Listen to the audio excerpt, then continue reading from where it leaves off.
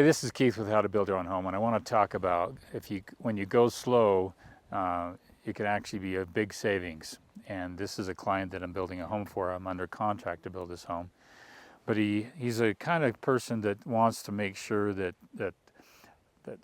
as much of it can be paid out of pocket as possible before having to go to a bank. And there's a lot of ways to do that, because the minute you take a construction loan out, the interest starts to accrue. Well, you don't have to do that right away. You can kind of wait until you absolutely need that. And that's typically at the framing and foundation stage when you really need the big chunks of money. Or you may have that money for the foundation and for the framing and all that, but you may not have enough for the finish. So this here is a job where we are putting off the actual breaking ground until we actually get a lot of things done. And let me explain what we're doing here.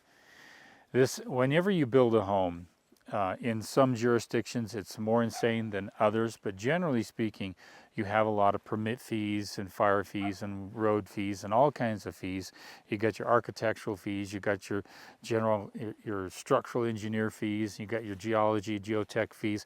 You have all these fees and costs that go towards the total cost of a home, but it's not to the actual construction of the home.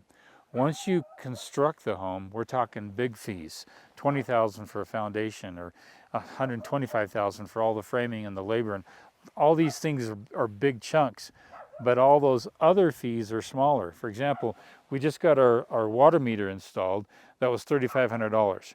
I have a fire fee that I've got to pay, which is $3,800. These are chunks that we're actually paying down before we actually start to build a home. And so we're taking it as far as we can out of pocket with my client, out of pocket, so that we don't have to take out the loan. We're putting that off until the very last minute. Now, that may not be very smart with interest rates, but then again, we're not in a loan right now. We're doing this, he can actually cash flow this if he wanted to, but it would take about 3 years to do that. Here's the thing that you want to keep in mind. If you can start to pay some of these things down, once you get your land and it's squared away, that's the first thing my client did. He got the land and he paid for that. It's all free and clear. He could literally use the land as his 20% down on the home. But we're actually taking it a little further. We're going to actually get the permit paid before the end of the year, because permit fees go up. We're going to get that done this year. We've already got the fire fee, the water meters in, architectural, engineering, geotech, even the septic are all paid and all designed and ready to rock and roll. We've also done a lot of the excavation. You can even see where we've got it marked off. I had my concrete guy come up. We marked off the footings. I still need a lot of clean fill, but it's very costly to bring clean fill up here. Everywhere you go, there's rocks. So I've got another build down the road here, and that is going to be a basement, but there's no rocks on that foundation. It's a really good clean fill. So that's free dirt. It's just down the road. He needs to get rid of it from one job. So we'll bring it here and lift this here up another 1.5 to 2 feet, especially in the front here. And that's free. So we're holding off until we can get some more free stuff. So what I'm getting at is there are ways to build a home, take it in baby steps. Well, let's save money. Let's pay that off. Let's get that done so that when we're ready to take out a loan, all the money for the loan is specifically for the actual construction of the home. And that's typically when most people need money, is those big items, the big ticket items on a home. So that's what we're doing. So we've actually got all of the rock work done. We've got a swell down here that we're creating for a creek because of high water. You could have up to 6 feet of snow up here this winter, and there's got to be a way for that to take off and run off the property. And the neat thing is we've been able to design the elevation, see where we want to put the home. We decided to lift the home a little higher, so that actually saved a little bit on our excavation, because there's some big boulders. I mean, it's almost the size of my truck right there, big boulders. One down there by the tree, it's so big I couldn't move it with it.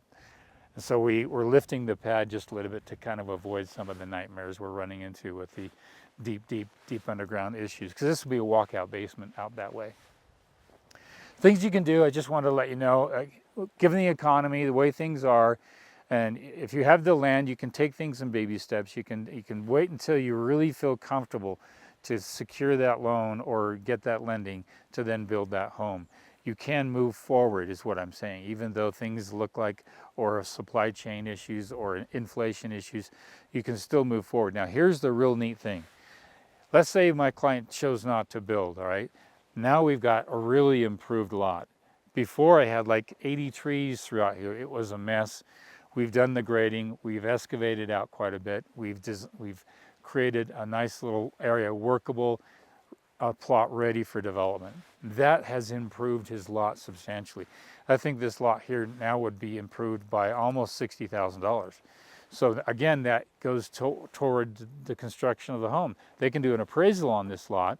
They can appraise it, and it will actually be improved lot, not just a rough lot that needs improvement. It's got improvements added to it. So things you can do, baby steps in this time, in this market, the way things are. Don't ever feel like you can't move forward. There's always something you can do. It's just when you finally pour that concrete, that's when the rubber meets the road, and you have to really schedule that out, and you have to have the funding for that.